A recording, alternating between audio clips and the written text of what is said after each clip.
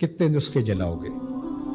اس کتاب کو ختم نہیں کر سکتے۔ اگر تم قرآن مجید پر پابندی بھی عائد کر دو، جس طرح ما وراء النہر کی ان ریاستوں میں ہوا تھا، قرآن مجید پہ پابندی تھی، کوئی گھر میں قرآن نہیں رکھ سکتا تھا، پکڑا جائے تو اس کا گھر گرا دیا جاتا تھا۔ لیکن جب یہ ریاستیں آزاد ہوئیں اور یہاں سے لوگ قرآن مجید لے کر وہاں گئے، وہ قرآن اٹھاتے تھے اور چومتے تھے اور روتے تھے اور کھولتے تھے، چنتے، پڑھنا نہیں آتا تھا، اور جب یہاں سے گیا ہوا کوئی شخص ایک آیت پڑھتا تو وہ آگے پڑھنے لگ جاتے۔ تو انہیں کہا جاتا تمہیں تو پڑھنا نہیں آتا، تم زبانی پڑھ رہے ہو۔ کہا کہ ہمارے پاس قرآن مجید کا نسخہ تو موجود نہیں ہے، لیکن ہماری ماں نے ہمیں قرآن یاد کروایا ہوا ہے۔ قرآن مجید کا مقابلہ ممکن نہیں ہے۔ یہ ہارے ہوئے لوگ ہیں جو نسخہ کتاب رحمت قرآن مجید کو آگ لگا کر اپنے خود سے باطنی کا اظہار کر رہے ہیں۔ اس سے کتاب رحمت کی عظمت پر کوئی فرق نہیں آئے گا۔ اس کتاب رحمت کو کائنات سے محو نہیں کیا جا سکتا، سینوں سے، دلوں سے، دماغوں سے، روحوں سے۔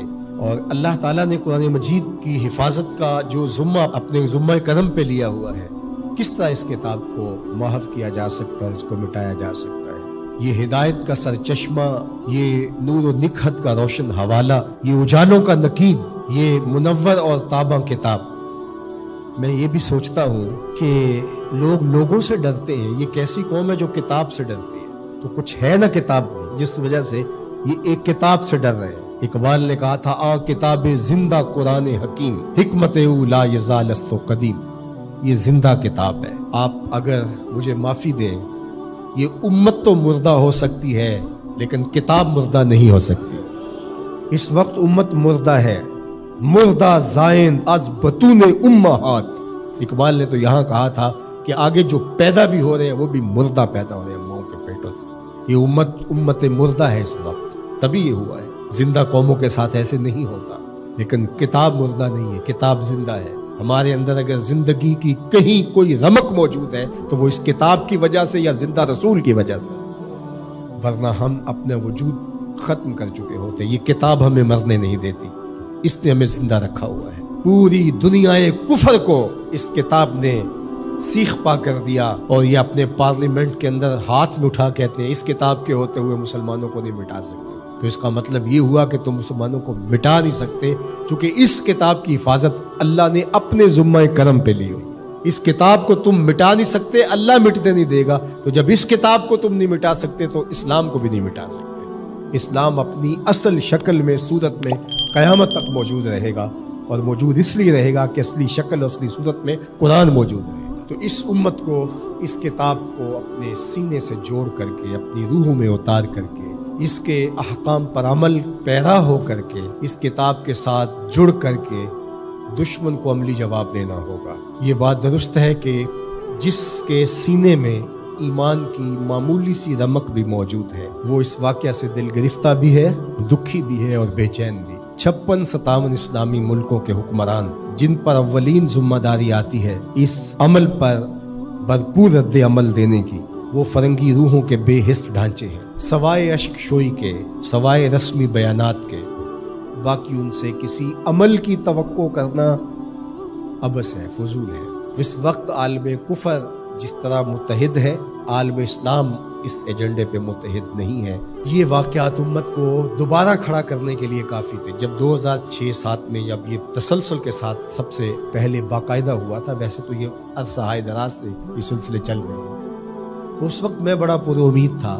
جس طرح لوگ ایک دم سڑکوں پہ نکل آئے، مجھے لگتا تھا کہ جو اقبال نے کہا تھا مسلمان کو مسلمان کر دیا طوفان مغرب نے، تلاتم ہائے دریا ہی سے ہے گوہر کی سیرابی، کہ طوفان مغرب نے مسلمان کو مسلمان کر دیا ہے۔